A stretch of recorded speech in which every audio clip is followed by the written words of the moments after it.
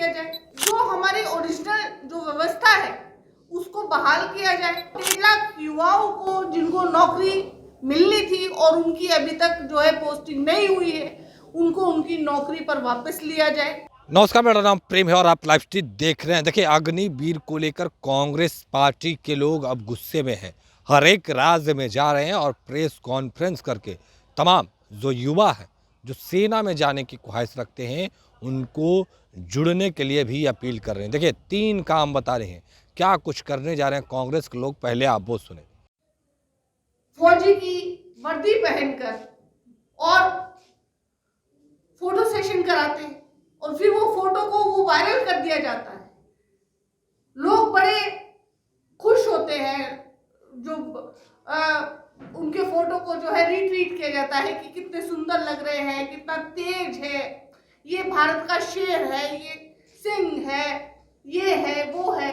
किस लिए? क्योंकि उन्होंने फौजी की वर्दी पहनी है, इसलिए ना। और वो फौजी की वर्दी पहन के वो गर्व, जो वो दौड़ नहीं पाए सुबह 4 बजे, जो सुबह 4 बजे जब हम सड़कों पर निकलते हैं तो हमारा एक युवा 4 बजे सड़कों पर दौड़ लगा रहा होता है। लड़के लड़कियां सड़कों पर किनारों पर, जब हमारी गाड़ियां या हमारी बसें जब निकल रही होती हैं तो हम देखते हैं कि सड़कों पे साइड में जो है बच्चे, कोई 17 साल का है, कोई 18 का, कोई 19 का साल का है, वो सड़कों पर दौड़ लगा रहे होते हैं। कई किलोमीटर की दौड़ लगा रहे होते हैं। वो इसलिए दौड़ लगा रहे होते हैं, इतनी सर्दी में, इतनी गर्मी में, इतनी बरसात में, विषम परिस्थितियों में, ताकि वो फौज में सेलेक्ट हो सके। लेकिन युवाओं का वो सबसे बड़ा सपना, भारत के युवाओं का, ज्यादातर युवाओं का सबसे बड़ा सपना है कि मैं बड़ा होकर फौजी बनूंगा। किसी बच्चे से आप पूछोगे, हाँ मैं बड़ा होकर फौजी बनूंगा, और वही सपना वो पालते हुए जब बड़ा होता है और जब वो इस लायक होता है कि अब उसे फौजी बनना है, और फिर जब वो ये मेहनत करता है, तब करता है, साधना करता है कि वो सुबह 4 बजे उठ के जो करता है, अपने खाने पर कंट्रोल करता है, एक तरह का साधु का जीवन वो व्यतीत करता है, केवल और केवल सैनिक बनने के लिए, फौजी बनने के लिए, उस देश की रक्षा करने के लिए।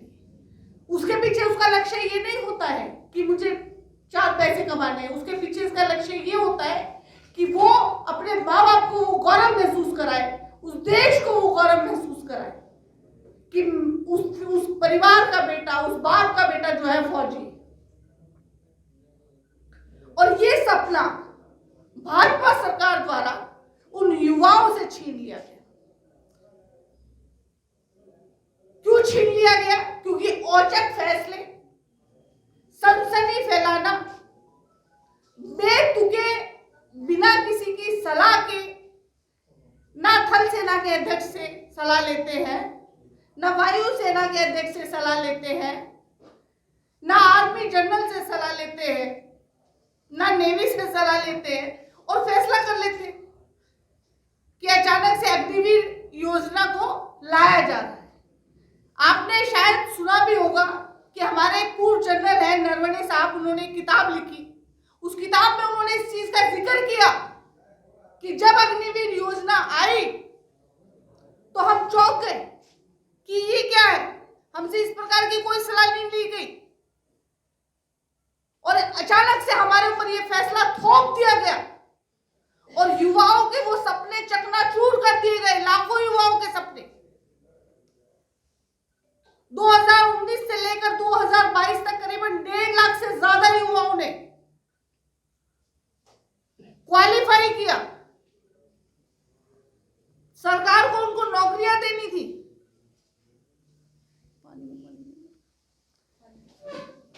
लेकिन अग्निवीर स्कीम को लाकर उनके ऊपर थोप दिया गया और उनकी नौकरी खा गए, उनका सपना खा गए, उनका सपना चकनाचूर कर दिया। ये मोदी सरकार है जो कभी भी युवाओं की ना सगी रही है, ना युवाओं की हितैषी रही है, केवल और केवल युवाओं के सपनों को चकनाचूर करने का काम इस सरकार ने किया। उसके बाद जब राहुल गांधी जी भारत जोड़ो यात्रा निकालते हैं तो उसमें ये फैसला लिया जाता है कि युवाओं को न्याय दिलाने का काम हम करेंगे। हम जय जवान के नाम से भारत जोड़ो यात्रा में हमने एक प्रोग्राम शुरू किया। उसके तहत हम युवाओं को जिनको हाशिए पे रख दिया गया, जिनकी नौकरी को, जिनके सपनों को मोदी जी ने चकनाचूर किया, उनको न्याय दिलाने का काम जो है वो राहुल गांधी जी ने उसका संकल्प लिया। और उसको हम 3 चरणों में जो है, मैं आपको प्रोग्राम उसका बता देती हूँ कि जिसमें हम जनसंपर्क करेंगे। करीबन 30 लाख परिवारों से हम मिलेंगे और उनसे मिलकर और सारी उनको जानकारी देंगे इस चीज़ की, और अपने खुद से जुड़ने के लिए उनसे अनुरोध करेंगे। उनको एक फॉर्म दिया जाएगा एक पत्र के साथ, और उनको इस आंदोलन में शामिल होने के लिए उनसे अनुरोध किया जाएगा। दूसरा चरण हमारा है सत्याग्रह।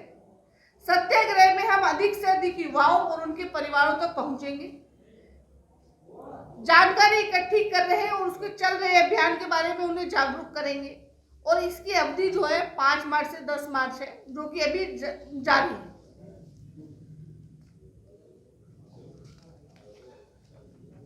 तीसरा चरण जो हमारा है वो है न्याय यात्रा, जिसमें हम पदयात्रा करेंगे और सभी जिलों में 50 किलोमीटर तक की यात्रा हम निकालेंगे, और ये 17 मार्च से 20 मार्च तक चलेगा। और इसमें ज्यादा से ज्यादा लोगों को हम जोड़ेंगे। इसमें हमारे साथ वो युवा तो है ही, वो 1.5 लाख युवा जिनके सपनों को कुचला गया, वो युवा तो है ही। इसके अलावा हम 30 लाख लोगों को और जोड़ने का इसमें प्रयास करेंगे ताकि उन युवाओं को न्याय मिल सके। और इसमें हमारी मांग ये है कि अग्निवीर योजना को सिरे से खारिज किया जाए, और जो हमारी ओरिजिनल जो व्यवस्था है उसको बहाल किया जाए। दूसरा, जिन युवाओं 1.5 लाख युवाओं को जिनको नौकरी मिलनी थी और उनकी अभी तक जो है पोस्टिंग नहीं हुई है, उनको उनकी नौकरी पर वापस लिया जाए। ये हमारी 2 मुख्य मांगे हैं। तो अभी अब तमाम मुद्दे को लेकर सुन रहे थे कांग्रेस के राष्ट्रीय महिला प्रवक्ता रीतू चौधरी को, किस तरीके से तमाम जो जानकारी हैं वो दे रही हैं। फिलहाल के इतना ही। बने रहे लाइव सिटी को सब्सक्राइब नहीं किया सब्सक्राइब कीजिए। हमारे फेसबुक पेज को लाइक करना बिल्कुल ना भूलें। धन्यवाद।